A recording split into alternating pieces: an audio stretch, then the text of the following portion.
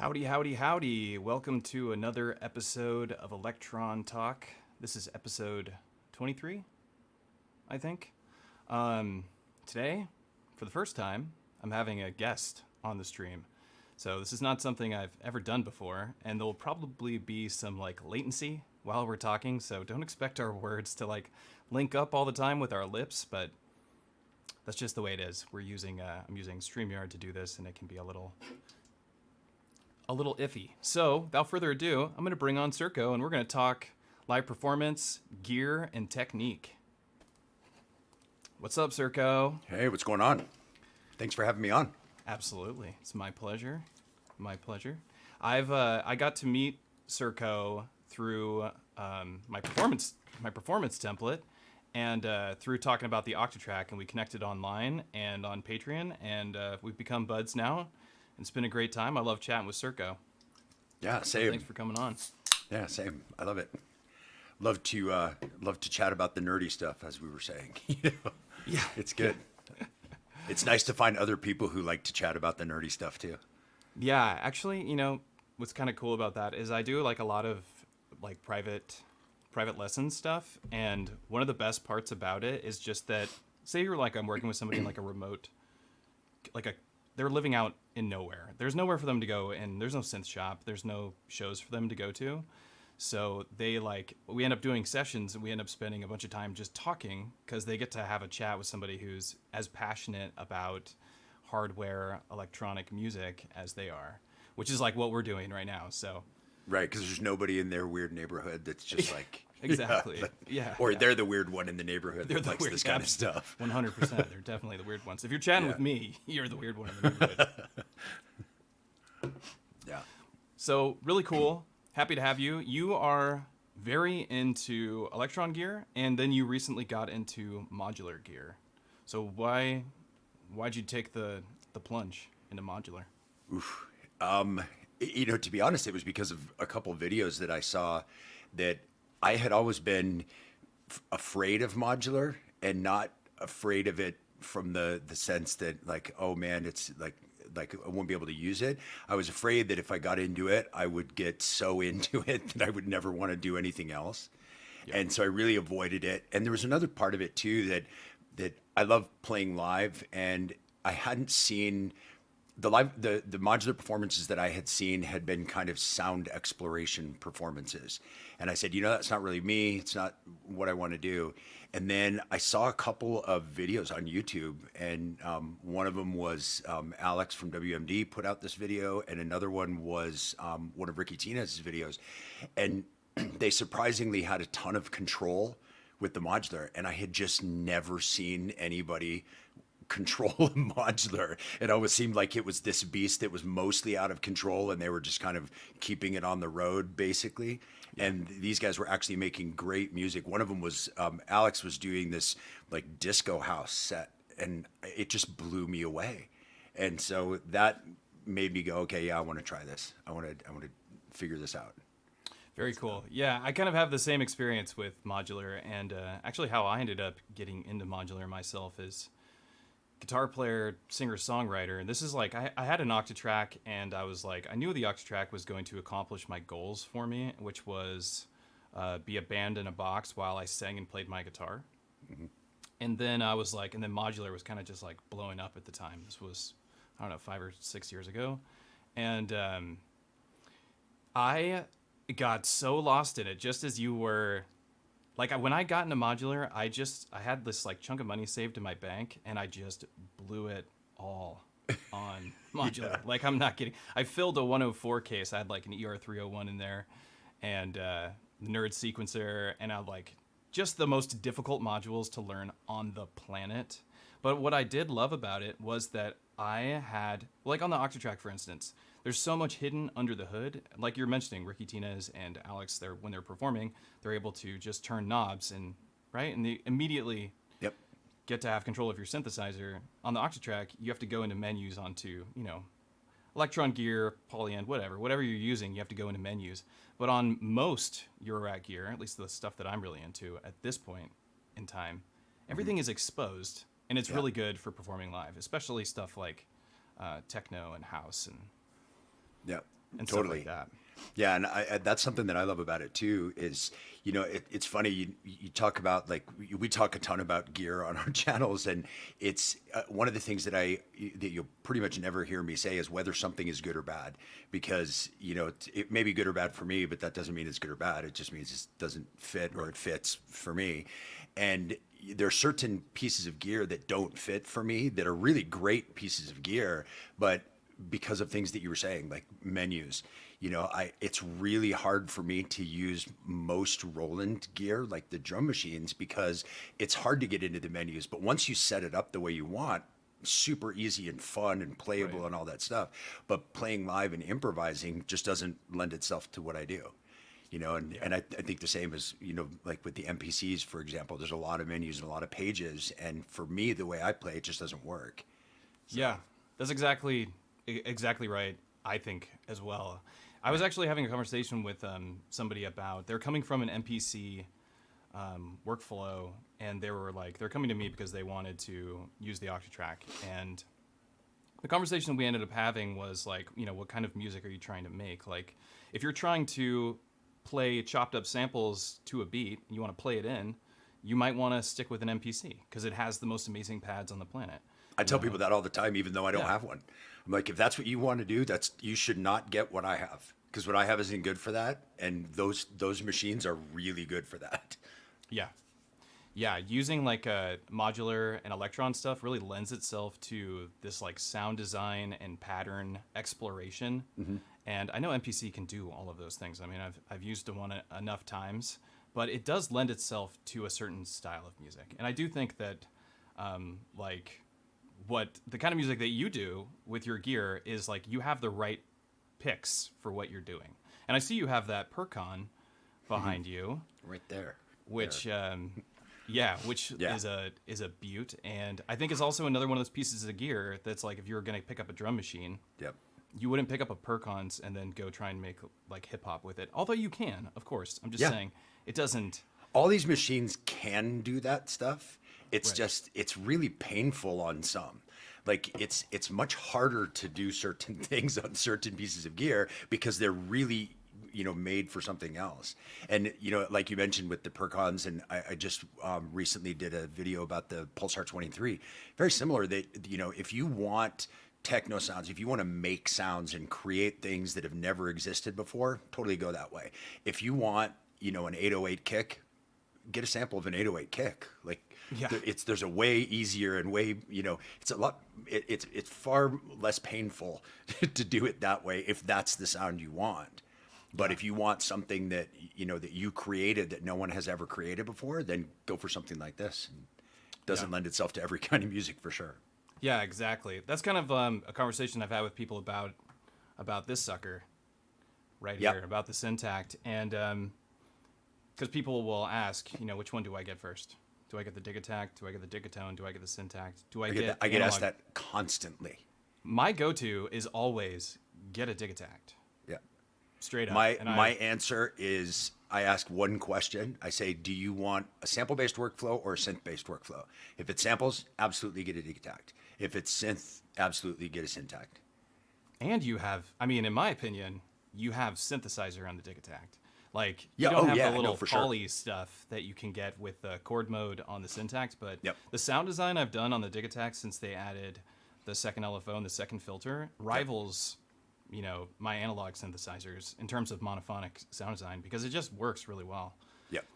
And you can have any sound you want. Any sound. Digitakt was the first one I got.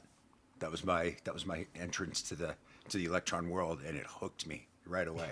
I'll never forget when I got it. I was nervous because I had seen all these videos and read all these comments and people saying it's complicated and it's hard and the workflow and all this stuff. And as soon as I got it, I was like, what are they talking about? Like you have a button that takes you to a screen.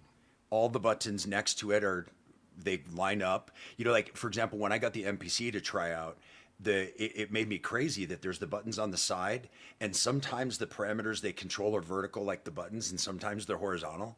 And I was like, well, wait a minute, what does this one go to? Wait, and with the Electron, it's like there's 6 buttons, and this just makes sense. Yeah, and they correspond to the images on the screen. And there's in the same position. And everything you need is one button press to change the screen, rather than in some machines where you have to go menu, menu, menu, menu to turn one thing and then back out of it. And so for me, that workflow, I was just like, man, I love this. This is exactly what I was looking for. So what would be your, like, if you only had one piece of gear and you have to go play a show, I'm like, SURCO, come to Seattle, you're playing a show, but the rules are you have one piece of gear. That's it. What do you bring in? This is going to sound like a suck up session, but it's the Octatrack now that I have your template. And the thing is that that's what allows me to smoothly play a show. And so I can add as many pieces of gear as I want to it, but it all still comes through that to allow me to do breaks and drops and create transitions from one sound to another and use an effect to bring something else in. And for me, that was what was really missing. And so it would be that, because I could still do stuff in that while I used it. But that's really, for me, that's the key to everything. But really right now, the one piece of gear that I love, and whenever anybody's looking for the kind of jack of all trades piece of gear, and I know that they want to do a sequencer based workflow, I'm pointing them towards a Syntakt every time. And the reason being, I love how you can flip every track to a MIDI track. So if right now you've got one piece of gear, you've got 12 tracks of audio. But if tomorrow you buy 2 other synths, now you've got 10 tracks of audio and 2 tracks to control your synths. And so as something to build off of, that's what I tell people all the time, just because of the flexibility. Digitakt's great, but you're 8 and 8. So until you get that other gear, you've got 8 wasted tracks that you're not doing anything with. You know what I love is that you just had a completely different perspective than I have on that question. So you said you liked how many tracks you had, and because your tracks can turn into MIDI tracks, and that was the most important thing to you. And for me, the reason I would say it would be the Digitakt for me, or it would be the Octatrack. Either one. Yeah. It would, like, they're both up there for me, but like I think the Digitakt is the easiest to make music on immediately. Yeah. But the reason why I would say the Digitakt over the Syntakt is those 8 MIDI tracks, they're wasted, in my opinion, honestly. Like, I mean, I don't know how many people are using all 8 MIDI tracks on their Digitakt. I'm sure there's plenty of people doing it, but it's not the majority. Yeah. So you're right. It does make sense that we can turn some tracks into MIDI tracks. However, using a sampler versus using a synthesizer for a performance, you go from 100% of the palette down to a synthesizer's palette. Agreed. Although what you do get is hands-on control of every parameter on your of the timbre of every sound on the Syntakt. You don't get that on the Digitakt. But you do get a lot, and on the Digitakt's great because of that, because you can control the sounds. A lot of samplers don't have much control over the sound. Like you put an 808 kick in there, and it's going to sound like an 808 kick that's filtered or not, but it's going to still sound the same. Where with the Digitakt, you can actually do stuff with the samples, which I think is really super cool. The other thing too that for me, it was funny when the Syntakt came out. I loved it right away and got a ton of heat that people were like, "Wow, this is this," and it's just a recycling, and it's all these, it doesn't have any sampling. And for me, the way I saw it was, I was like, man, these guys knew what I wanted before I even wanted it. Because for me, I love a synth-based workflow. I am not a sample guy. Like managing sample folders is like my least favorite thing in the whole world. So oh my God, it drives me crazy. and so already I couldn't do that, but when the Syntakt came out, I was like, wait a minute, this is exactly what I want. And the way I use pieces of gear like that, and the Deluge is like this, and a couple of others. I travel a lot for my day job, for my regular work. And so I like to be able to make stuff up with one box that I can carry in my carry-on bag and just kind of mess around with. But then when I get back into my studio, I like to be able to connect that box to, maybe I don't like that bass sound that I came up with in the box, but it was good enough because I like the sequence. Now I can flip that track to a MIDI track and send it to my subsequent 37 and have it sound the way I want it to sound. And then I can record that in and do that. So for me, using it as that tool and being able to flip those tracks, I absolutely love. Right? It's my favorite thing about the Syntakt. That is pretty cool, actually. And that is a good point. There's also, have you checked out a tracker, an M8, a Dirty Wave?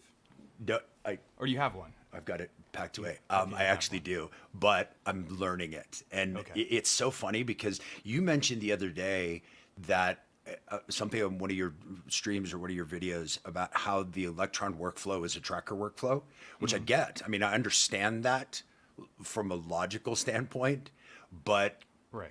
it makes so much more sense to me than a tracker, like because I never used like the LSDJ or anything of those. So I just was never a tracker person. I gravitated to the Electron stuff because of the way the sequencer's laid out, because I like old school drum machines. Like I like people like Jeff Mills who play a drum machine as if it's an instrument. And that for me is super cool. And you can do that in the Electrons and you can't do that. But so I'm trying to learn the M8, but it's hard. I haven't gotten It there is yet. hard. It's definitely the best like workflow of the tracker workflow. I mean, except for maybe renoise, but that's on your computer, so it's like, and we're talking hardware here. But in terms of like tracker, because I have a NerdSeek, over here, and it is a tough sequencer. It's a tough pill to swallow trying to get familiar with the NerdSeek. But like once you get the hang of it, you have a hard time leaving the nerd sequencer because it's so much like working on an Electron box. It's the closest thing I've come into besides like Ericsson's Black sequencer. That's probably like they basically just took an Electron sequencer and stuck it in their hardware and threw it in their system.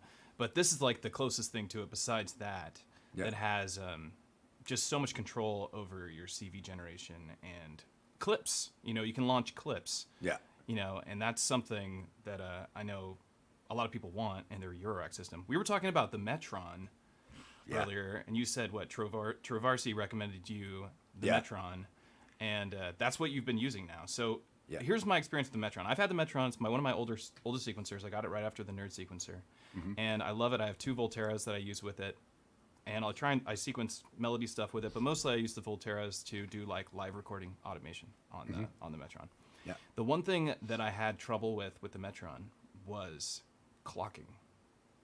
Really? Clocking the Metron seemed like sometimes it was just a little like the tempo. I don't know, the start stop sync. I don't know. Did you ever run into that issue? I haven't. No. Well, good. Yeah. I don't know. Maybe I'm doing something wrong, and so it's not doing it. But it should do. I'm probably doing something wrong. I mean, I'm probably sending too much clocks. Just too many clocks. Yeah, it's really funny too, because I also think that, one of the things that you and I have talked about before is that we use really similar gear, but in a really different way. And a lot of what you're doing is melodic, and a lot of what I'm doing is rhythmic based.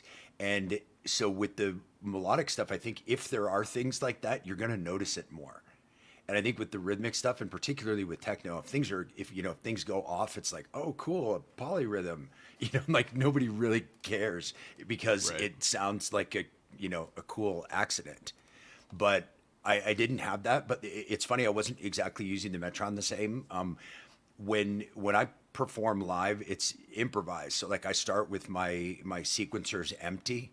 And what I do with the Metron is I generate just gate from the Metron. Like the random gate generator? Yeah, using the random gate generators. And so what I would do is, when I was using Volterras, I would go in and I would put a pitch on each step, but without a gate. And then I would just generate random gates, and they would line up with those random pitches. And I didn't even listen to the pitches when I was putting them in. I would put it to a key and then just move the knob and just generate random stuff, because I didn't want to hear it. And I wanted to just kind of overlay those and see what happens, and then try to guide it. That's kind of the way that I like to play live. And so I wasn't really using it melodically at all. So I didn't know what it was supposed to sound like. So if it was doing something wrong, I wouldn't notice. So when you were playing live, before you got an Octatrack, what did you do to move from one part of your song to the next? Like to move from a Metron. I know you got a Metron after you had an Octatrack, I'm pretty sure. But to move, and after you had modular. But I think I said that right. But like what were you doing to transition before you were using like? Well, it's kind of funny, because that's another thing I get asked all the time. Like, how do you do transitions? And I don't think anybody likes my answer, because I always say I don't transition. because I don't have anything pre-prepared. So I don't need to go from one thing to another. So it's kind of like, it goes back to my DJ background where, you know, you would bring out frequencies so that you could bring in other frequencies when you're bringing in a different track, rather than how do you like stop one and start another. And it's kind of like that with this, where I will bring out certain instruments or change them or filter something and get it to change to the next piece that I want to go into. And then I'll bring other pieces across one at a time. So there's never really I'm in this song and then I'm in this song. Right. It's kind of like the whole night is one song, and it's just going from section to section, but those sections are being created, so there doesn't need to be any transition, really. So it's a very DJ inspired. Yeah. Very When much. I was building out the template, when I was first building the template, the whole thing that what I was doing, like, I'll just tell you like the little backstory. So I work at the synthesizer shop in Seattle called Patchworks, right? And I do video production for them, and I run their YouTube channel. And all of my coworkers were all live hardware performers, and we started putting together like a music collective, just like so we could group together and go play shows. And I was listening to my coworkers' music, and everybody's kind of playing techno, and I'm like very much coming from this like hyper melodic singer-songwriter background, but very, very into electronic hardware, and I knew the Octatrack pretty well. I mean, at the shop, I was the guy who was going to sell you an Octatrack if you came into the shop. Right. But it was really just because I was so into the technical like spectacle that the Octatrack is, and just the Electron vibe was just very, I don't know, just super cool to me. I just thought it was very, very cool. But what I wanted to do is when I played, I wanted to stand out as much as I possibly could as an artist. I mean, we all want to. And so I started designing DJ effects on the Octatrack for my hardware. And kind of what I did is I went on YouTube and I just watched tutorial after tutorial after tutorial of like tricks in Bitwig. I'm a Bitwig instructor, but tricks in Bitwig and Ableton and for DJ shows. Got it. And I just watched them all, and I tried to see if I could make it work on the Octatrack, because the Octatrack is basically DAW. Right. And for the most part, it works. I've come across a couple of things. You discovered something really cool recently. I mean, if you want to share that with me again. Out of necessity and exploration. Yeah, I mean, I think I sent you a message saying, "Hey, so in the template, particularly the techno one, you've got, tracks 1 through 4 that are the inputs and neighbors, and then you've got 8 that is the master, and 7 that's that master looper. But then 5 and 6 were looping different sides, and I was never really using that. So I had asked you, like, hey, can I just put samples on that? And you said, oh, yeah, that's the new template that I just did. You can put samples in there and play them. And then I tried that, and I was like, oh, well, wait a minute. If I'm doing a sample in that, it's not affected by the master effects. So, like, if I do a high pass on everything, it's high passing everything but those effects, because they're not going through the inputs. Through the through tracks and the neighbor tracks. And so then all of a sudden, just randomly, this idea popped in my head. I was like, well, the Octatrack has a Q output, like a left and right Q out. And so I just took these little 1/4-inch patch cables and I patched the Q out, the left and right, into the C and D inputs on the Octatrack. And then I queued tracks 5 and 6. And I set them in the preferences. You can set it to whenever you hit Q, it mutes them. So that way they weren't kind of double playing. So I just set it to Q mutes the track, and then I permanently muted them by just setting it up that way. And so then whatever sample's on there plays automatically out the Q and back in through one of the through tracks. So then it's now affected by it. And then I was like, well, wait a minute. My Syntakt and my Digitakt that I'm using with this, they have inputs too. So instead of running it straight into the Octatrack, I ran it into the inputs on those. So then you get control over volume, and you get 2 effects on that input. and you can use that, and on the Syntakt, you can run it through the effects block, and you can do all kinds of cool stuff with it. And then it comes into the Octatrack and gets affected by all these performance effects. So yeah, it's been pretty fun to play around with, actually. Let me so on that, let me like quickly kind of explain with this as a reference what SURCO's talking about here. So what we have like in this Octatrack right now is my performance template that I've made for basically to be a DJ mixer. And what SURCO's talking about, hold on, is that these two tracks right here are typically used as resample tracks. But everybody wanted to be able to sample and still use the template. And then Eric realized, oh yeah, so instead of having like having to redesign all new effects, we can have samples on here, but then take the cue outputs and run them into whichever effect you want to go into. So what I would do is, I don't know, if I was going to do like melodic samples like chords or something, like big stereo chords, I would have that go in the cue and go into my Digitakt or Syntakt for me, because that goes into the melodic side of the Octatrack's performance template. So that was a very clever thing you figured out there. And I was real happy to see that. I was happy it worked. I was actually super surprised it worked. I did it, and I was like, whoa, wait a minute. That actually, I genuinely did not expect it was going to work when I went to use it, because I don't know the gear like you know the gear. So it was just this random idea. And I told you, and you were like, oh, yeah. Like, I don't even need to test that out. I know that will work. And for me, I was the opposite. I was like, I have no idea if this is going to work or not. It was so obvious when you said it to me. I was like, damn it. Every time somebody comes up with something that's like really clever, and I was like, it's like just somehow it was an afterthought for me. I'm always like, there's a little bit of envy in me where I'm like, oh, I thought I had figured out every little detail, I get really deep on this stuff. I've probably read the Octatrack manual, I don't know how many times, man. I used to literally lay in bed and fall asleep reading Octatrack manual, and for a long time. That's like over. That's and over that's again. Very nerdy. It's pretty nerdy. Yeah. It's I don't know. pretty nerdy. I just like I don't like not knowing the answers to questions. When it comes to something that I like consider myself to be infatuated with, I love to be able to just like to know what people are talking about. And there's still stuff on here that I can't just off the top of my head be like, oh yeah, it's this. I'm like, all right, well, we have to crack open the manual again and go take a look, because I can't remember it all. It's an encyclopedia of madness. Because it is a maddening. Especially device. that one.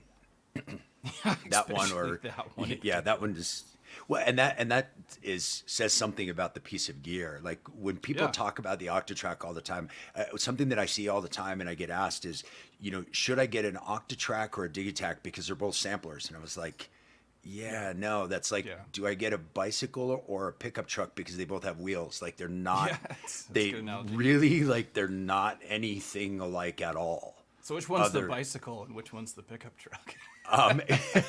Good question. I guess it depends on what you want to do.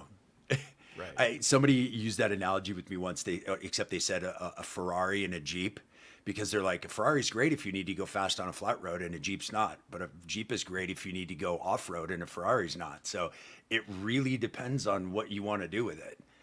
There's not an obvious answer. I mean, to me, I think that the Octatrack is the truck. And because the Octatrack it's a utility. That's why. Yep. Because a truck is a utility machine to me, and the Ferrari, for instance, is meant to just get you to where you're going as fast as possible, right? Right. And I think the Digitakt does that. I think like something like the Poly and Play, for instance. You can see it right here. Yeah. This is a Ferrari type instrument. This thing just lays out patterns for you, and then it's like, bam, you're up and running. If you don't know how to make electronic music and you're not familiar with sequencers and all of that, you can pick up a Poly and Play, watch a 5-minute tutorial video, and generate a drum beat. Yep. Or maybe a 2-minute tutorial video. I don't know. It doesn't matter. Right. The sounds that go with it are really great. It has an EQ and a limiter and all that. And it's just going to make you sound good just right off the bat. Everything comes with a sacrifice, though. If it's going to be really easy, if the devs spend all their time developing this super simple, not simple, but this simplified way of generating patterns, sacrifices have to be made somewhere, because they don't include all the other things like It's funny because modulation all and the sound time design. everybody's looking for the machine. Like, what's the one that does everything perfectly? And you can't do that because, the Octatrack is perfect if you need a Swiss Army knife that will do anything you need at any given moment. To use a modular analogy, now that I know a little about modular so I can use them, it's kind of like a module like the Pamela's workout. Like, it's that thing that it's like, oh, I need one of these. Cool, it does that. Oh, I need one of these. Yeah, cool, it does that. And it's the same with the Octatrack for me. Like, it's, if I need a DJ mixer, it's that. If I want a drum machine, it's that. If I want something to do effects or chop up samples or sample something or any of that, it does all those things. So it's just, for me, like you said, it's the truck, it's the tool that gets you there. And the other, the Ferraris for me are the ones that are just super fun. The Octatrack can be fun, and so can a truck, but Right. that's not the first thing you think about. When you think of it, you think complicated, but it does so many crazy good things. Yeah. No, that's spot on. It definitely is the truck. And it's the truck that allowed me to feel confident on a stage. Like, not just, I feel like I could sit around, I could play a show really well using control all features on a Digitakt or a Digatone, especially. The Digatone, which I think isn't getting as much love lately because Syntakt kind of stole all the thunder away from the Digatone, Digitone, whatever you want to call it. But any synthesizer, like for live performance, what's fantastic is having timbre changes on having many options for timbre changes. That's what I mean to say. And the Syntakt does that, but it doesn't do it as well as the Digatone because the Digatone, every voice is the same instrument. So you can do control all and you're going to get these really interesting effects. But if you do control all on the Syntakt, you may just take some voices away in general, like completely. Right. Because the machines are not the same at all. It's like that, and my way of using the Syntakt, I've mentioned this a bunch, but the Syntakt to me is a godsend for my production, but it is not like it's where I start bass lines and it's where I start like leads and stuff. But for me, it's this like auxiliary machine. It's another utility, honestly. Yeah. The Syntakt is a utility synthesizer. I agree. It can be percussion. It can process external audio. I can make sidechain pumping effects on here, which is something that's increasingly difficult to do in hardware, although we can do it on our Octatrack. Right. Right.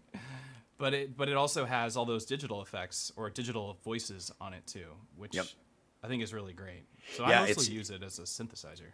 Yeah, so do I. It's funny you mentioned that the Digatone doesn't get the love anymore. As soon as I got the Syntakt, the Digatone came out of my live set. It was replaced by the Syntakt. And the reason is that I was using the Digitakt for drums. I was making drum sounds on the analog rhythm in my studio because I think that's the best drum machine ever. Being able to layer analog drum synths with samples, I think is just amazing.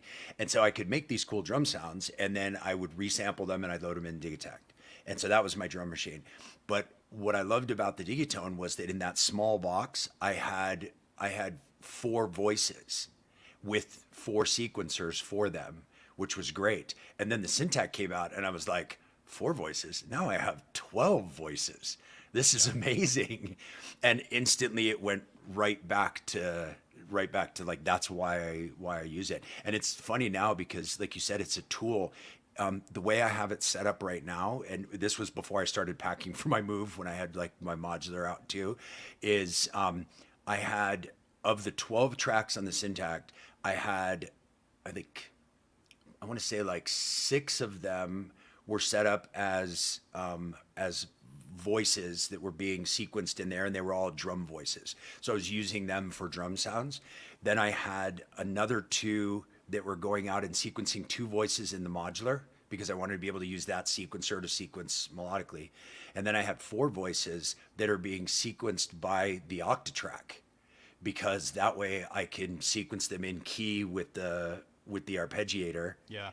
And it's much easier to sequence melodically with the Octatrack than it is. I don't think that many people know that about the Octatrack. Like I know, all the Octaheads know that, and all the people that have had one for years, they're aware. But those who don't have an Octatrack probably don't know that there's some really cool MIDI features on the Octatrack, such as the arpeggiator has a quantizer built into the arpeggiator.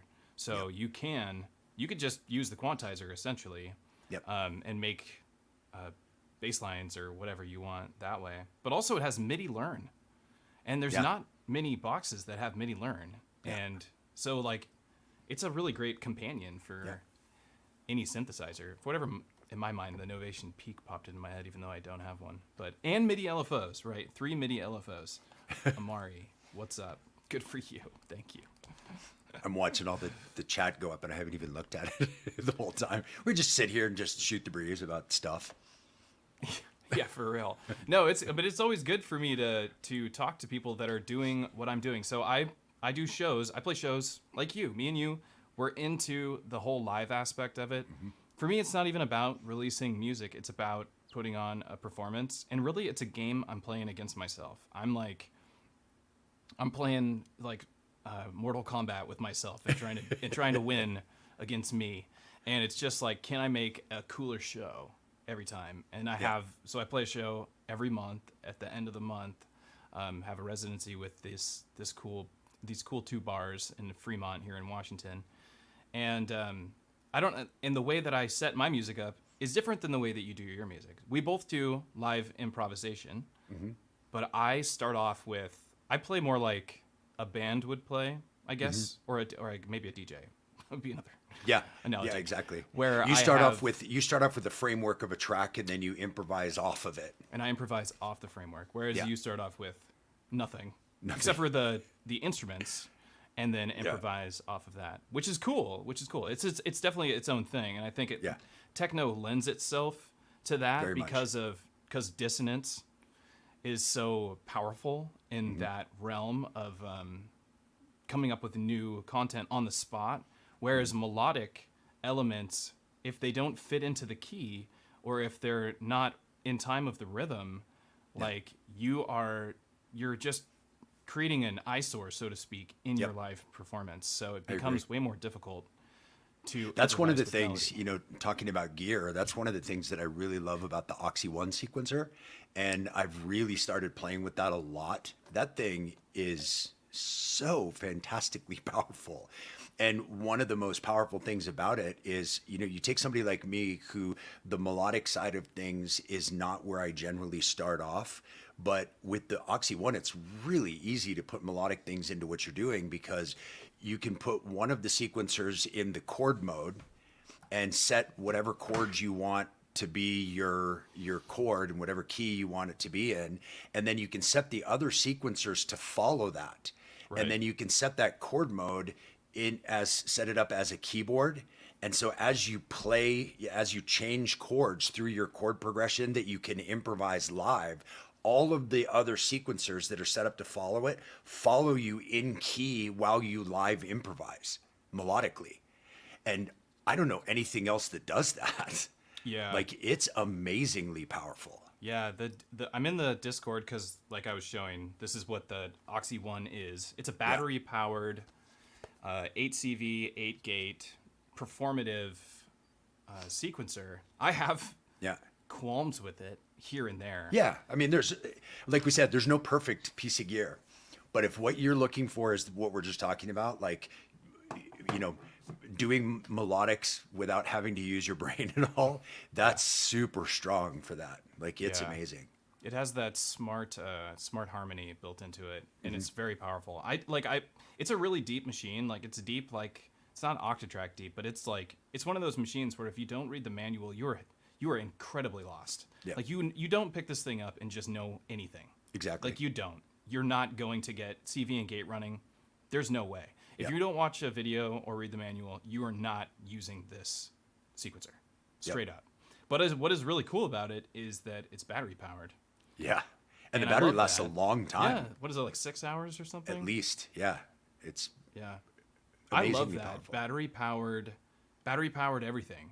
Yeah. Like, I love that idea just because I'll bump a cable, and if it unplugs, that's really all I care about. I don't really care about that it's battery powered, except for the fact that I won't lose my data if a cable goes undone.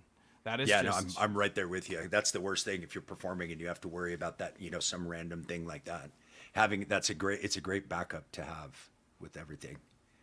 One thing that's amazing about that Oxy One as well is the I/O is crazy good. I mean, to have 8 CV, 8 gate, plus there's an HDMI that you can put. I got the right. I You got got the little- module? yeah, and it's so cool. So you put the module. Can I tell you what's the coolest thing about it? It doesn't take any power, so you can just because put of the HDMI. yeah. So if you wanted to, you don't even have to put it in your rack. You could just leave it sitting on the table, plug into it, and then run the cables out from it if you want to, because it doesn't take any power. Oh, that's So pretty cool. yeah, so you have one HDMI cable from the Oxy to that module, and then you've got your 8 CV and 8 gates out from that. So then you can cable short, so you don't have to cable from your sequencer up into your modular, and that's very cool. Then it has MIDI in and out as well, and so you can the way I was using it with my modular just recently is with the pipe, the little module, I was sequencing some voices, and then I have a polycinematic, and I was going out with the MIDI from the Oxy One to the MIDI in on that, so that you can control chords. And Yeah. it's there's not a lot of things that can do it, and there's absolutely nothing that can do it in that form factor.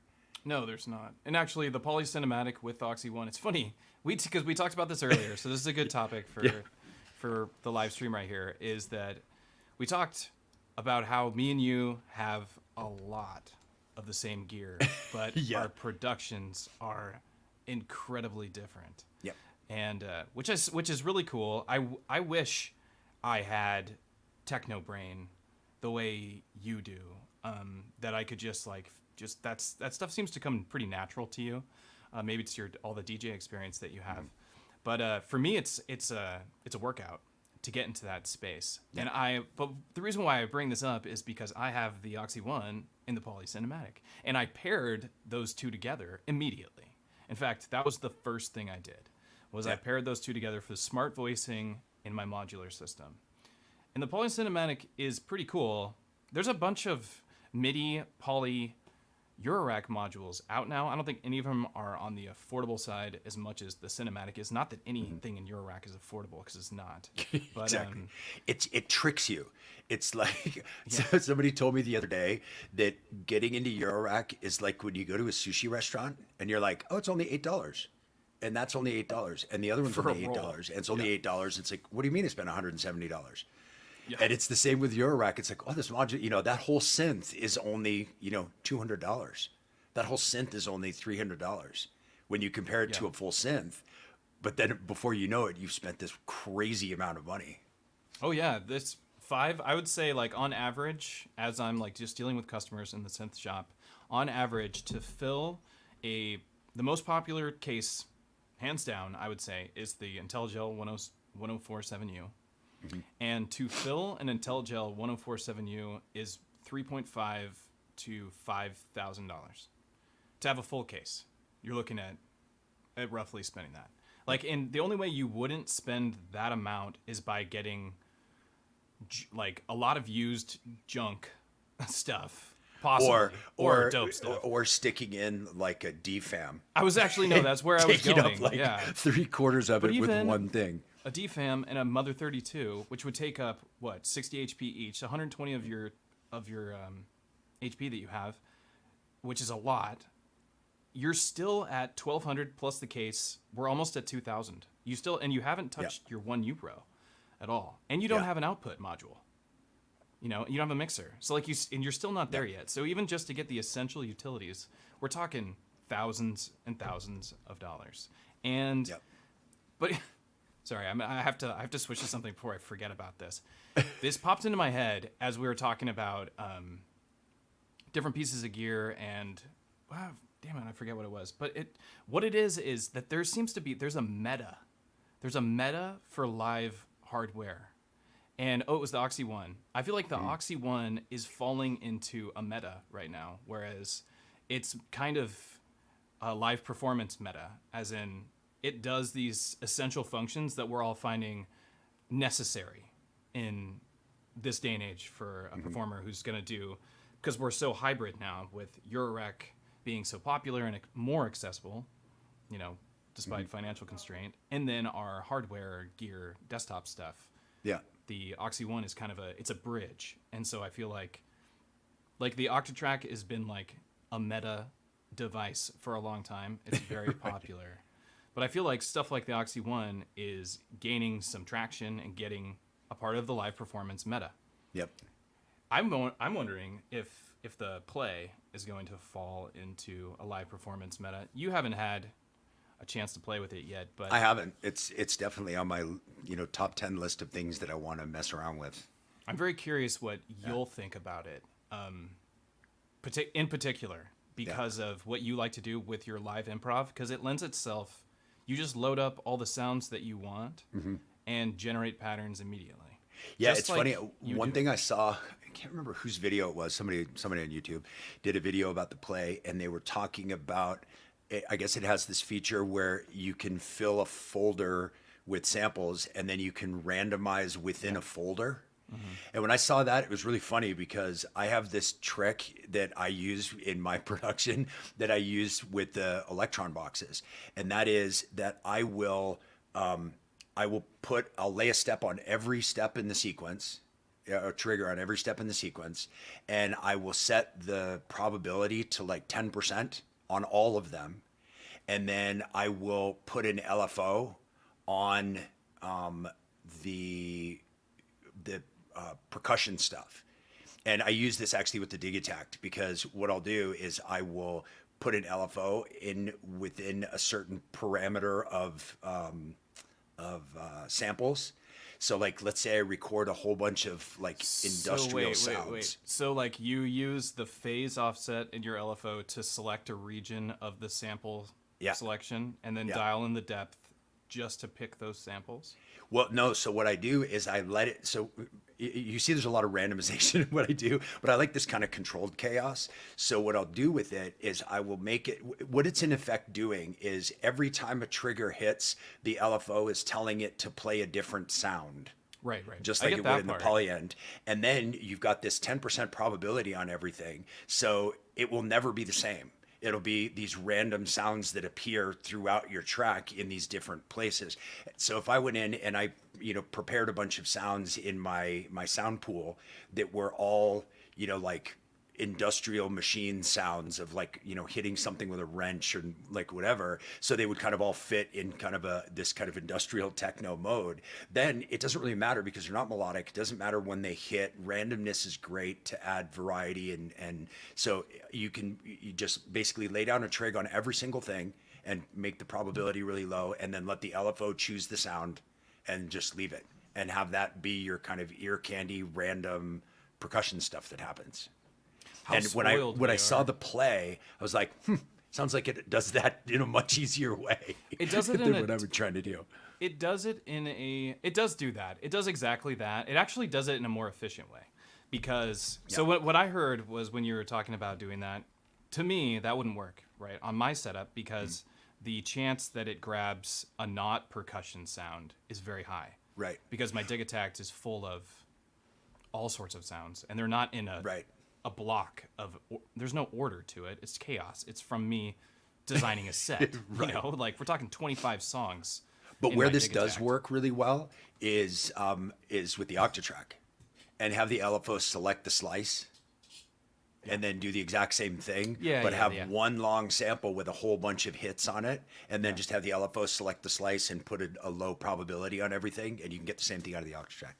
You can, and you can, which is kind of what I want to do with tracks 5 and 6 on in your template. Actually, that was one of the places I was going that way. You can literally build sample chains, which is octachains is the name for it, I guess, and you can build those within your Octatrack in like a minute. Like it's so fast. Just lay down samples. You probably already know this, but for people watching, to do it, you just lay down all of your sample triggers, like different slices here, and then you sample it into your Octatrack. Then you go in and you do the slice grid. You just create a slice grid and just have it be the same amount of samples as you laid down on your trig, evenly spaced. and then you have a sample chain. You just save it like that, and bam, you're done. Yep. So really powerful technique to use. You can do that with I actually was working on a project where I am taking melodic samples and turning my Octatrack into a piano, like a full-on piano. Okay. With velocity. Oh, that's cool. And everything. So 8 voices of polyphony. It's like multi-sampling plus. Because you can do you can fake a lot of things on the Octatrack. You can fake multi-sampling, just by having a sample chain that has all the notes on it.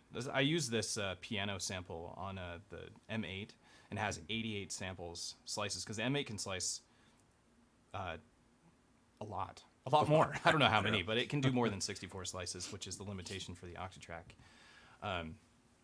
And this piano sample makes it so I can assign velocity to those piano samples, but each one is sampled, the actual sample of a C sharp 4, a D6 or whatever. So they're perfect fidelity, and they sound so good. And you can do that in your Octatrack. Yeah. There's no reason not to. Like, you have 64, so you could have, I don't know how many octaves 64 goes into, but it's several octaves.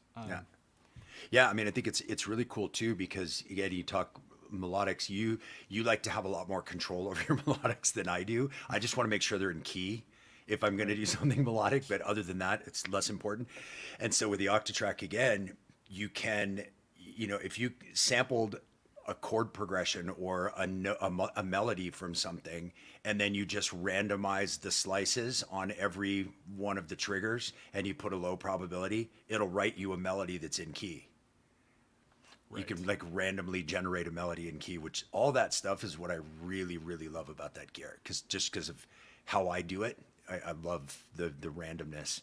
I like I can't remember, I think it was this techno producer from Belgium named Tom Hades. He was doing an interview and talking about live performance with electronic music on hardware.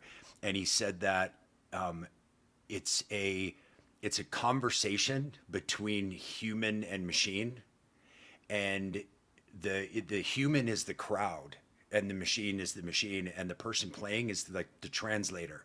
And so in that conversation, you want the machine to say things on its own that you wouldn't say, that you don't tell it to say. And then you want to say things in response to that, and then have it respond to you.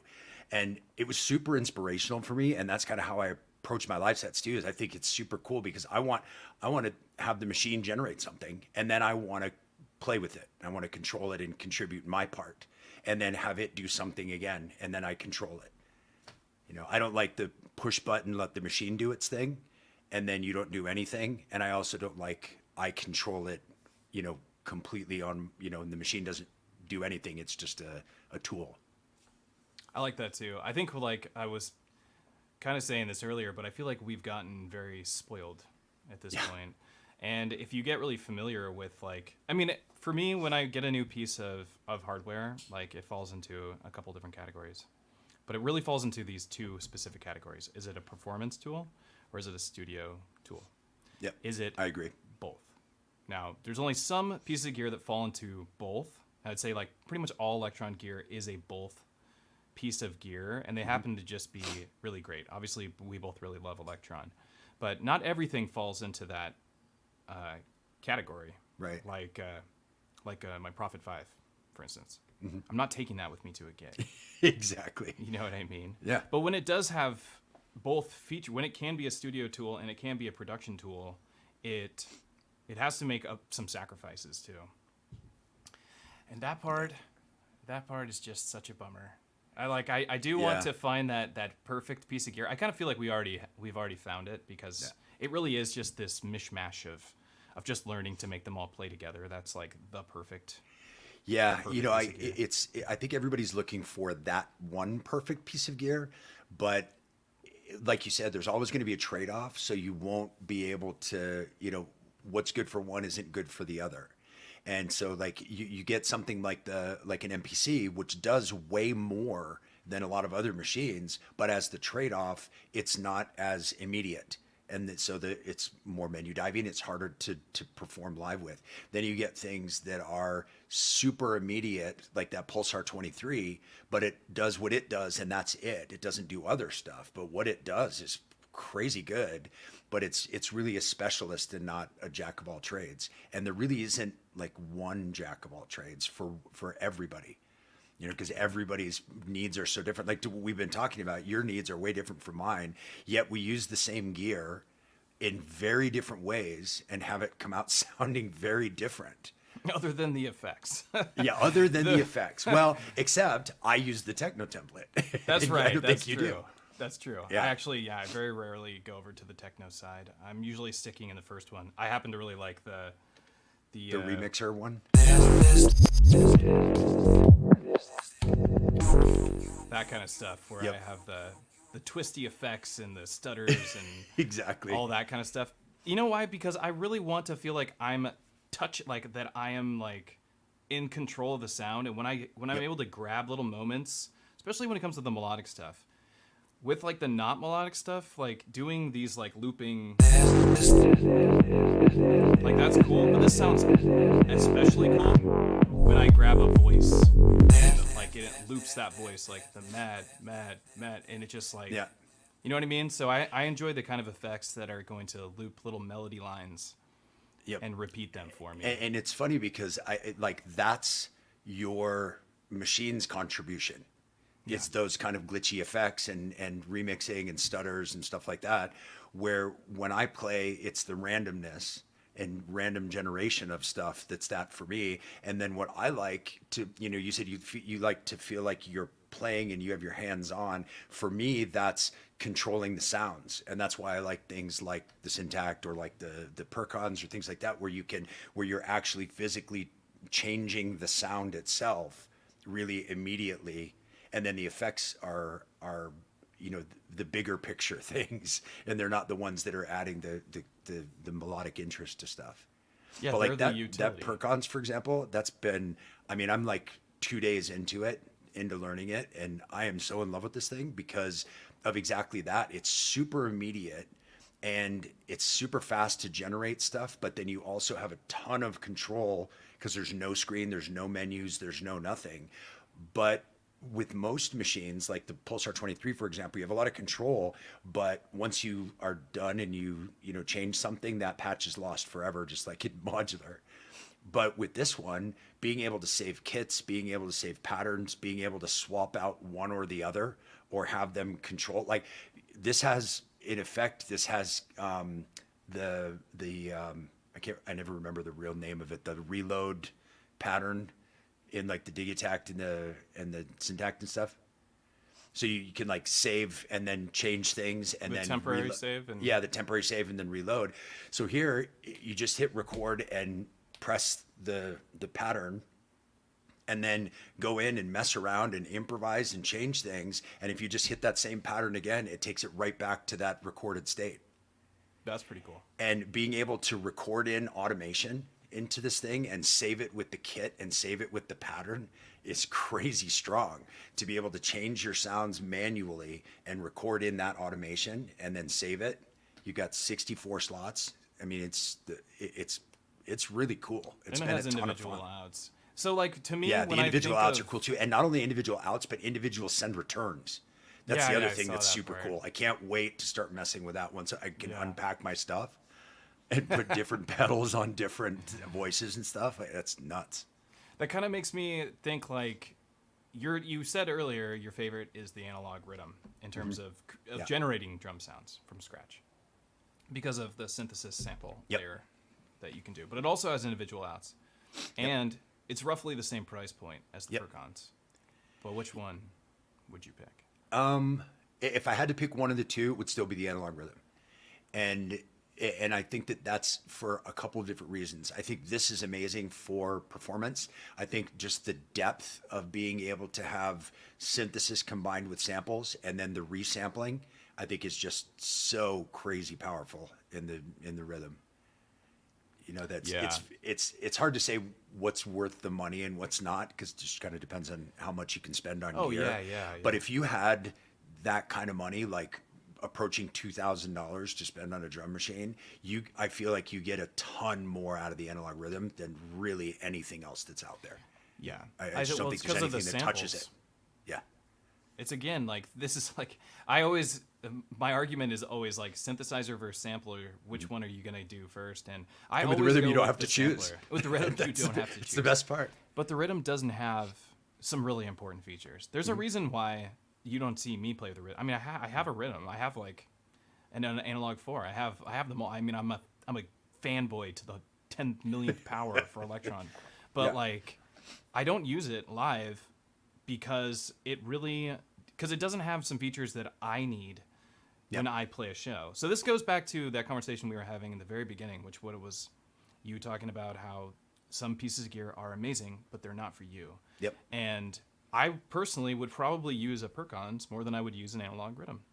And a lot of it has to do with those sequencers being presented to me and all those knobs being presented to me instead of I already know the Electron workflow so well. It's not difficult for me to go in and dial in a beat that I like. But the presentation that the Percons gives me makes me think in a different way. Yep. And I generate a different style of music and a different kind of pattern. I make techno sounds on the Percons way easier. Percons is a techno machine. Yeah, it's a piece of cake. If you want a drum machine to do hip hop or a drum machine to do house music, stay away from the Percons. Not that it can't do it, but you're just going to hurt your brain trying to make it sound like a normal drum machine. Right. But if you want to do techno, rather than hurting your brain trying to make a normal drum machine sound original, grab that, and all of a sudden it's like, man. You know, it's crazy. But for me, it's funny because I don't use the rhythm in my live sets either. Because for me, it's a studio piece of gear. You know, it is my studio drum machine. Yeah. It's the only box that I use Overbridge with, to be honest. And that's just because it's like, if I want to generate a new sound, I don't want to do it in my computer that often. I actually recently picked up the AI generation drum VST. Oh yeah. And I've only played with it for a second. Immediately I was finding like a lot of aliasing happening on the kicks. Oh yeah. And I was like, I don't know yet. So I'm not sure about it. I don't want to like say anything negative about it on live stream, but it's interesting for sure. But I still would rather just play on my rhythm and just use Overbridge and sample and go from there, or just generate a little, a snippet of a pattern and then build on that within my computer. Yeah, it's funny you talk about using Overbridge. That, again, is you talk about what works in different people's workflow. So before I was, diving headlong into hardware, I've been producing for, 25 years. But a lot of it was really in the box. And using hardware with Ableton, which is what I use, one of the things I love about Overbridge is now being able to set up a studio where every track on every machine can go into a template that I made, that's my Electron template, that has every machine. It has all the tracks of the rhythm, all the tracks of the Digitakt, all the tracks of the Digitone. They're all in there just to start off with. So no matter what I'm playing on, I can just hit record. I can jam out live for 2 hours, 3 hours, however much, and just mess around with stuff and see what goes with what. And then I can go back and say, oh, I like this piece of that. I want to cut that on. I want to make a track out of this. This sounds great. I can build this out with different things. And it's crazy how powerful that is to multi-track in. Really, really crazy. It's one of the modules that I want to get, and I can't find them anywhere because they're sold out, is the one that you can multi-track out from the WMD performance mixer. Yeah, it's hard for to that find very those. reason. I want to add that into my capability too, and have those go into multiple tracks, so that way every voice can be completely, recorded on its own. So I can just pick out that one thing I like.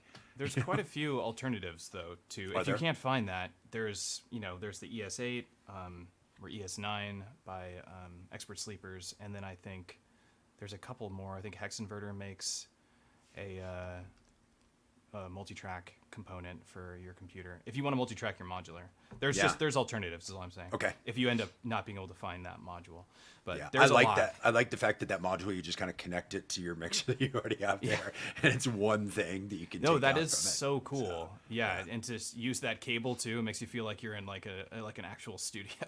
exactly. Rather than. But it's cool too because then bedroom. you can do stuff on your modular, and then when you again, kind of like I said, you can if let's say I'm playing a show and I really like something that I did, I can go back and just plug that cable in and multi-track it all in.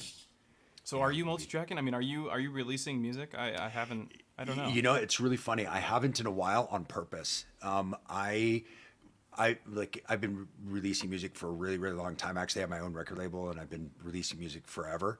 Cool. But just before COVID, so the year before COVID, I got to spend a little extra time at home compared with everybody else. The year before COVID, I actually had cancer and was stuck in my house for a long time. And then right as I was getting well enough that I could leave my house, COVID hit. And so I couldn't leave my house anymore. And so I was like, I want a project. And that's where I really started getting into live performance. I said, you know, I'm going to spend the time to learn this because I'm being forced to stay home. So I'm just going to take this time to do this stuff. And I said, while I'm doing this, while I'm learning this, I'm going to just take a break from production because I don't want to split my time and do different things. And then now everything being set up so that I can multi-track in, it's allowing me to make a hybrid of those two things. So now I can do a live performance, multi-track that into Ableton, and then use all of that stuff to, it's basically like a live produced sample pack that I can then just, you know, a loop pack that I can then just make tracks out of. Live produced sample pack. Yeah. First, I want to say I'm really very happy that cancer turned out. Oh, you and me both. Good Lord. Yeah, I'm very happy too. Yeah, I don't want to ignore that. Yeah. Because that's really important. I'm glad you look very healthy and your music is very good. Feel great. So. I'm three years cancer free now, so almost 4 years. Yes, that's what I'm talking about. Yeah, it's good. So what is your next what's your next piece of gear you're picking up? My next what? Next piece of gear. So the Percon's for a little bit now because I'm gonna do some videos on that and was gonna send it back. It's a loaner for me to do some stuff, but I am actually not gonna send it back. Spoiler alert: I'm actually keeping this one because I'm really, really digging it a lot. You know, the next thing I want to try, I think we were talking a bit about this before. With my modular setup, I love using that when I play live. I love having those voices and being able to use those in live performance and the immediacy of being able to control them. But I played a show at the Amsterdam Dance Event a little while ago, and hauling all that gear on a flight to Europe was a huge pain. And so what I want to do now, I have this idea that I want to divide my modular case into 2 pallet cases so that I can stick them both in a rolling carry-on bag with a bunch of clothes, so I can still go like super light and take that stuff. So because of that, I need to make some modifications because I've got a couple of big pieces of gear. One is the Metron and the other one is the performance mixer. So the Metron, I think for this iteration with the 2 different pallet cases is going to get replaced by the Oxy One. So that's going to be my sequencer for the modular. And I was thinking about what do I want to use for a mixer, and I could scale it back, but I just really love the DJ features on that WMD mixer, the performance mixer, and being able to cue and, you know, having sends and like it's the best crazy mixer. So in Eurorack. For people that have seen stuff on my channel where I actually ripped on, well, not really ripped on, I said I was less than, you know, hot on things that Teenage Engineering did. I want to try the TX6 for this reason, for this use, because I feel like it's a way to scale down but still have all of those kind of DJ mixer features that I would want for my modular. I do have a TX6 and I do have an OP Winfield, and I do think they're both really cool because they're really cool music tech devices. One thing I got to say about what you're talking about, firstly, OP Winfield vocoder is actually amazing. And that's new. That's like 2 days ago, right? That just came out. It's so good.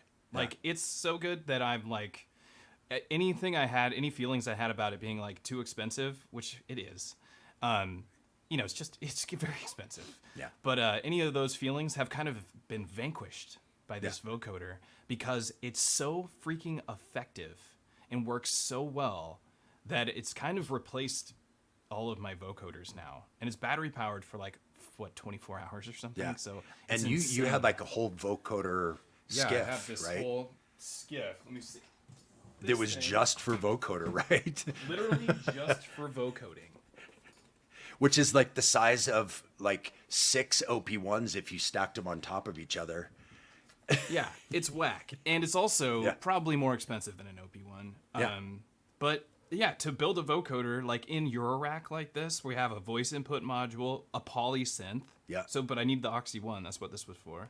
And then here we have the actual vocoder, and then a stereo filter, and then some effects over here, and then output, and then a case, of course. Right. And it's ridiculous. It sounds really good, and it's got a lot more control than, say, the OP1's vocoder. But the OP1's vocoder sounds so good and it's so immediate that I'm I probably move the vocoder into the larger case and put I don't know, a little mono synth into that. Yeah. Right now, my favorite sounding synthesizer that I own happens to be just that Moog Mavis. I've heard that. I haven't tried that yet, and everybody says it sounds so good. It sounds so good. It's so good, and it just goes right in your case. It's actually not too big.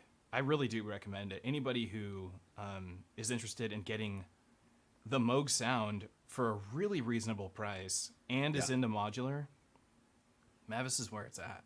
Yeah, for me, the reasonable priced Moog sound was the Minotaur, which that's the one I have. I've got a subsequent 37 as well, but the small version, the Minotaur sounds so good for the size of it. Oh, you got a sub 37? I haven't seen that on your channel. Yeah, it's usually here, but my rack is empty. As you can see, I'm moving in a week, so all my stuff is in boxes on the other side of the room. Everything's gone except for the pieces of gear that are sitting right there behind me. Yeah, congrats. It's funny. You were talking about the OP1 and the OP1 field, and my problem, surprisingly enough, with the OP1 field was not the price, because it does do a lot of stuff for what you're getting, and it does it all in a really miniature package, which I think is great. The reason it's not good for me personally goes back to what I was mentioning about if I got the OP1 field, it would be to write stuff while I travel for work. Kind of like what I use the Deluge for, or use one of the Electron boxes for. And then with the Electron boxes, like I said, with the Syntakt, I can come back into the studio, flip a track to being a MIDI track, which I can do on the Deluge as well. And then I can send out that bass line that I plunked along with the synth that I was kind of lukewarm on, and send it to the subsequent 37. And all of a sudden, wow, this sounds amazing. Trying to get an audio track that you created out of the OP1 and have it drive another synth after the fact is either impossible or the worst brain damage you'll ever get in your whole life. And that's why, for me, it doesn't work, because that's how I would use it because of the size. And so if it doesn't do that, I'm can't use it. There's Bon Iver would have an argument with you on that one, I think. Yeah. Because he did almost an entire album using it, and with traveling. But I don't know how Bon Iver is But here's the thing: super when genius, I hear that a lot. That people, when they comment on my video where I said exactly what I just said, they say, "Oh, but you look at all these artists that did a whole album on their OP1." Yeah, that's the only way to do an album with an OP1 is to do the entire thing on the OP1. Because once it's in the OP1, you can't use anything else unless it's separate. You can't take anything that you've done in the OP1 and use that to control something else after the fact. Oh, you mean because it's not MIDI data? Exactly. Oh, okay. And so, I get what you're saying. Right. So I can plunk along a sound on the Deluge or on the Syntakt with a bass line that's a bass sound that's fine, but I know it's not going to be my final one, but I can use it to be a creative sketch pad. And then when I get into my studio, I flip that to a MIDI track on either one of those machines. I just connect one MIDI cable, and I can send it to my MS-20. I can send it to my my SH-101. I can send it to my subsequent 37, whatever bass line I want. And I can do that after the fact. And with the OP1, that is not possible. That's so true. for me, I couldn't use it because I wouldn't do everything on the machine. It's because you And need that was the MIDI. hardest thing. Yeah. That I/O is the hardest thing. I don't know why they didn't fix that. Fix. I mean, it was I the love reason that. why I got an OP1, the original one, and then I sold it almost immediately because of that exact thing, because I couldn't functionally use it in my workflow. And I was like, Yeah. cool, there's a new one coming out. I can't wait to try it. And then I looked at the feature list and I was like, what? Like the most basic IO they didn't fix. But they added Velcro. So They did add like, the Velcro. it's all about the and Velcro. The Velcro is very premium. Okay, so it'll stick to your beanie. Yeah. And I you think can it's a wear it. great machine. I think it's really a cool thing. It's just not for me at all. What I think, and I think you agree with me on this too, is that I think that I just love it all. You know what I Yeah, mean? so do Like, I. I think I just love them all, and it's like I do have like strong opinions about a lot of gear, and Mm-hmm. like I'll be like that sucks, you know, like one-on-one with like my friends that are also Mm-hmm. into hardware. I'll be like that sucks, but the truth of the matter is I don't actually think that it sucks. Right. I just It am sucks for you. comparing it. Yeah, and I'm comparing it to things that I think are amazing. So when it's something doesn't have essential features like randomization or modulation or like random choice, you know what I mean? Like, Anything that has a sequencer, it's really, really difficult to love it once you've been an electron sequencer person. It's really hard. It's hard to use other sequencers. And that's why sequencers like the Oxy One or like the one that's on the Percons, I really love, because those things that you want, that, you know, the probabilities and, you know, per step parameter locking and all that stuff you can do on both of those. yeah. Well, it seems like pretty much all new sequencers are kind of following the same. That's the meta thing I'm talking about here. The Yep. meta is for live performance that we have a per step parameter locking. Like we have to be able to lock in an attribute on a per step basis. I would like to see more sequencers have that. And then also, like the Octatrack has slides or whatever, but the slides are not, it's not very useful for Right. you because it slides all the attributes that are locked, and that's not what I want. I want to slide just, you know, just the pitch, just the filter, or whatever. A bunch of different things. I want to slide the attack or whatever. I mean, you know what I mean? So I don't end up using slides very often, but I would like to see a sequencer that has parameter locking, but then also has like interpolation from one step to the next step. Like I Right. can just turn on and interpolate from here to here. Trackers do that really well because you can just use an effects column and just, you know, especially like the Dirty Wave M8 does a good job of this because you can just highlight a section, give it an end value and a start value, and say, now interpolate across this row. Oh, that's cool. It's very cool. It makes it for very simple. Like you can really write songs on a good tracker, whereas the song mode, like for instance, on the Digitakt, Digiton, Syntakt, and the Octatrack, but the song mode on the Octatrack is particularly more robust because of one specific feature, like the Octatrack song mode, which you probably aren't using because you're doing everything improv, and I'm also not using because I am also improving a little bit less, but also improving. But the Octatrack song mode has a offset of a start position per pattern, whereas like the Digitakt, Syntakt, Digitone it's a pattern chain device. It's just Yep, hitting exactly. different patterns for you and mutes for you, which is very useful. And that pattern mutes is why I don't use the analog rhythm. That's like full circle right there. Yeah. It's because I need pattern mutes for this for my writing style. Yeah, and again, that goes back to that thing where the way you use it, that just doesn't work for you. You know, it's I thought about something funny while you were talking there. You were saying every new sequencer that comes out has per step the ability to control parameters per step and lock parameters per step, except the OP1 field. And that, I mean, it's one of those things. These guys had 10 years to redo it. And that's why I was like, I was just kind of bummed because I really wanted one. You really want the OP1. You actually really want an OP1. That's I what really I'm did. hearing is that I you want genuinely, an OP1. when that came out, I wanted one so bad. And then when I saw that it didn't have these things that I personally needed in my workflow, I was like, man, I can't get one of those because it's just not going to do what I need it to do. Right, yeah. Yeah, I do and know what you it's a mean. bummer because other than that, I love what it does. I love the interface. I love the form factor. I love the battery length. I love all that stuff, but it was just missing key pieces for me. Like you said, you know, you need certain things for the melodic style that you do, and if the gear doesn't have it, it makes it harder to use or less, it's not the one you're going to reach for because it doesn't do that stuff.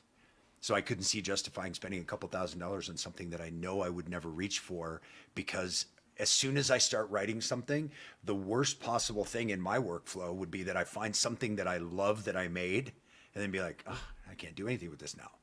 Like I can't get this anywhere, and that would be always in the back of my mind. So.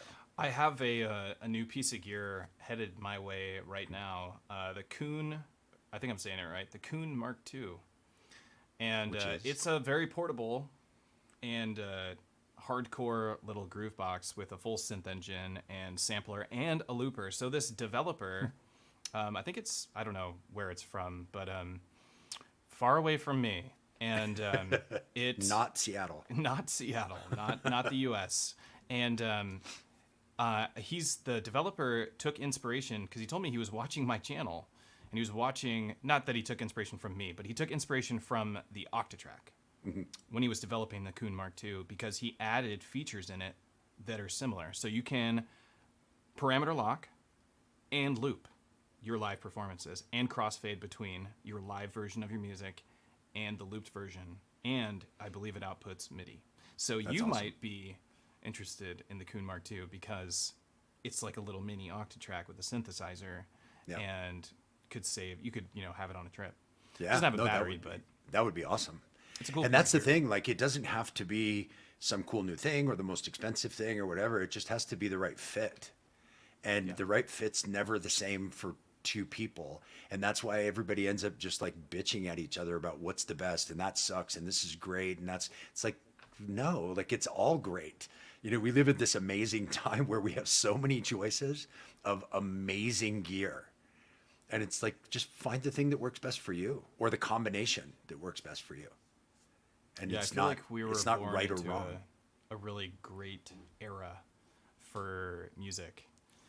Yeah, particularly electronic, like creativity. The tools that we have for creativity are amazing. So how often are you writing new music? Constantly. All the time. I mean.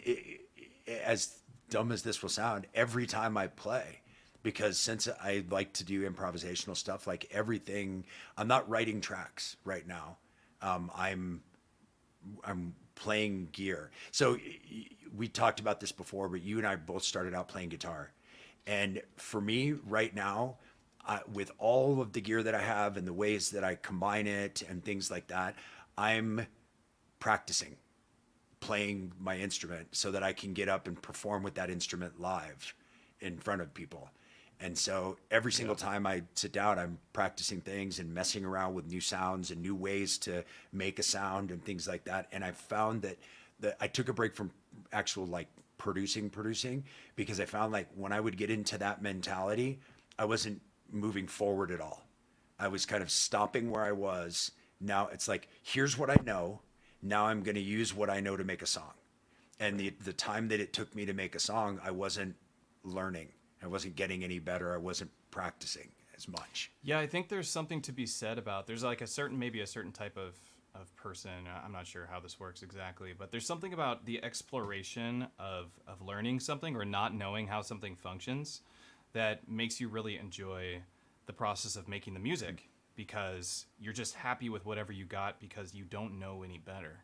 Mm-hmm. And then it's like, once you get very formidable at your instrument, it can actually it can stagnate your production sometimes, or at least it does for me, because I'll be like, well, I have this technique that I know and it does this, and I'm just going to use this technique and it does this thing and blah, blah, blah. Yep. And I'm not like experimenting as much. In terms of like, for how often, like, the same question that I asked you, I write music a lot less than I want to as of lately. But what I try and do is try and write like a fleshed out, like a very fleshed out, something I'm proud of. Because I'll write little ditties all the time. I'll just come over and just like, because I always have, this is always set up and ready to go. And I recently picked up the JD 08. Oh, nice. And I picked this up partly because it's a melody machine, right? Right.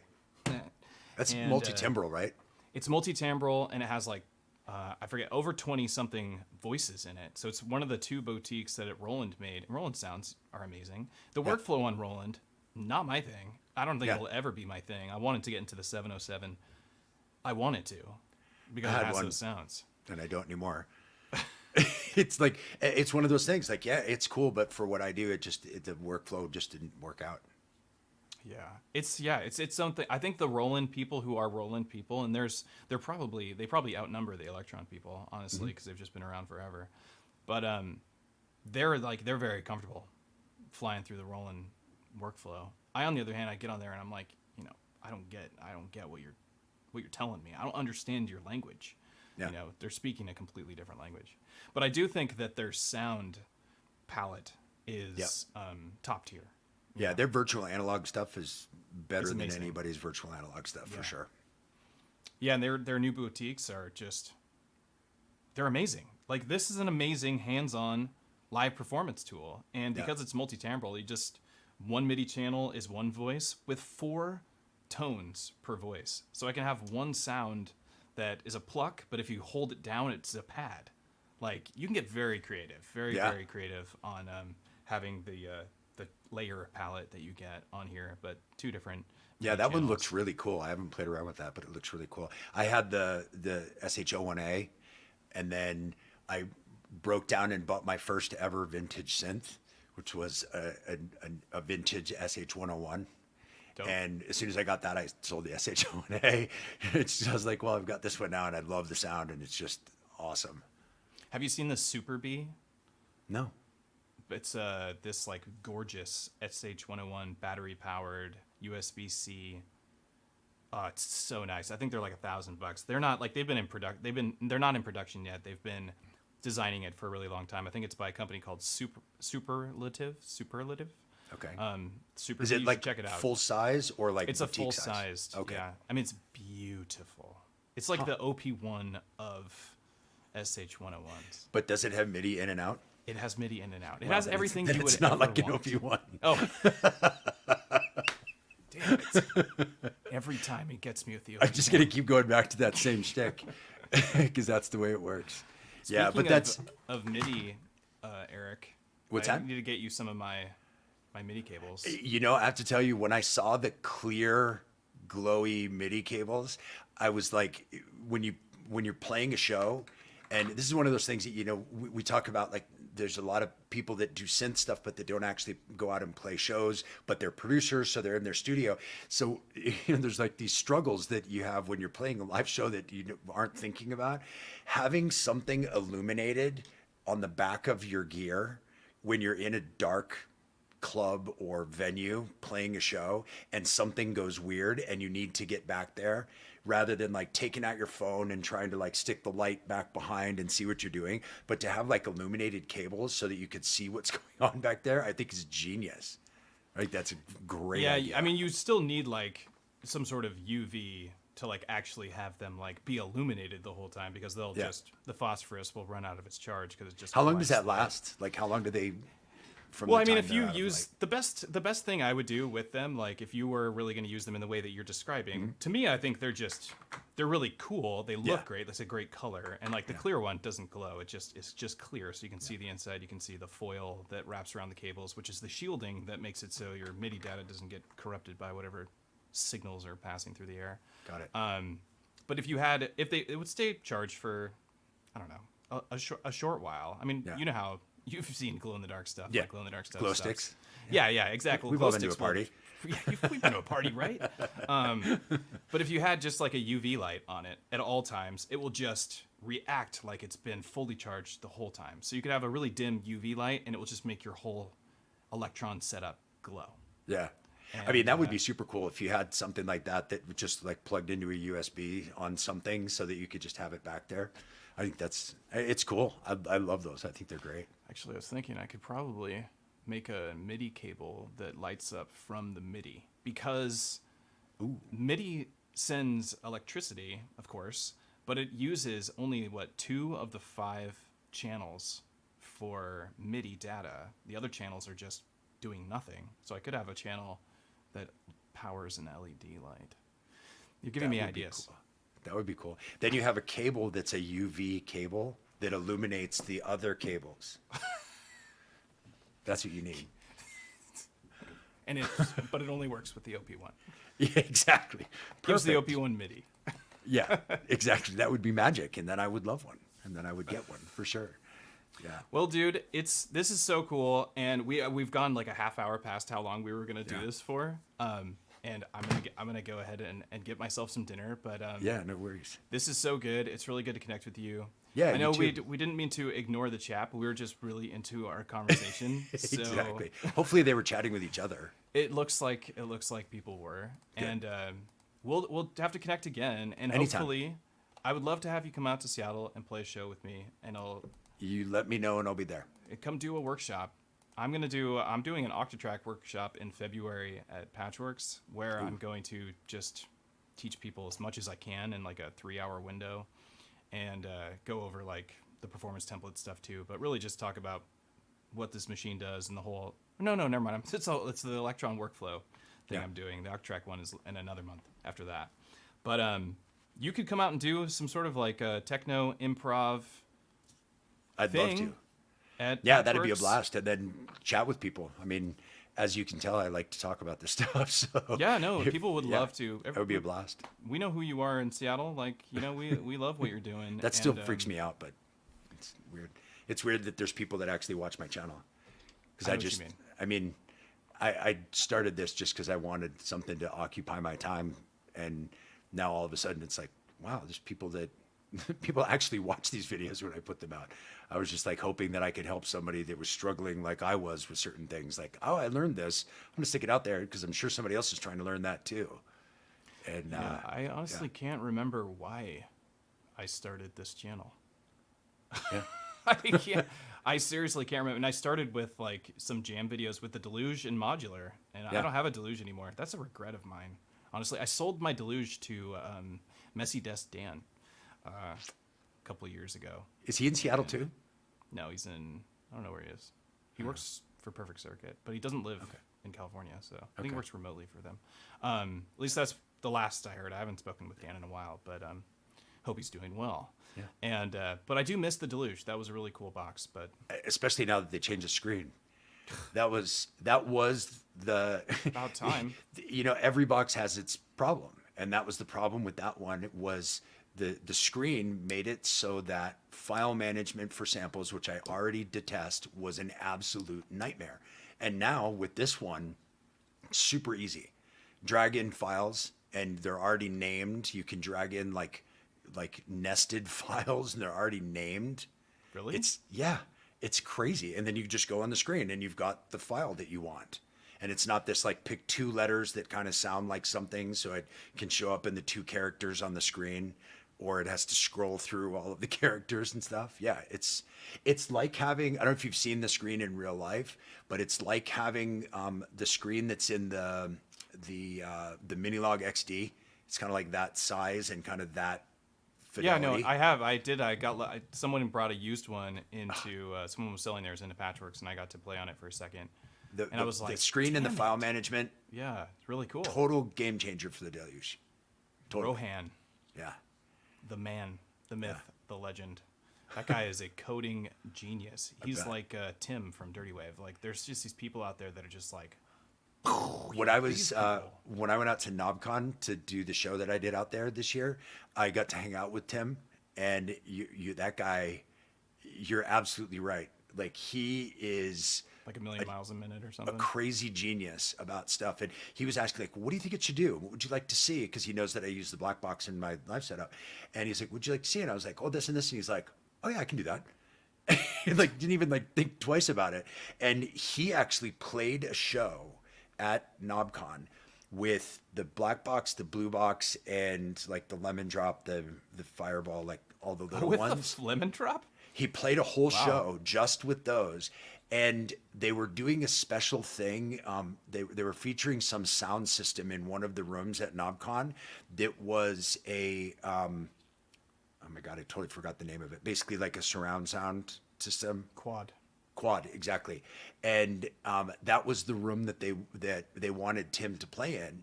And so in the 3 days leading up to KnobCon, he rewrote the code so that it would play in quad. Get out of here. And he played a show in quad with his little boxes. It was insane. That's nuts. Yeah, and he was just like, "Oh, I can do that." Just wrote it.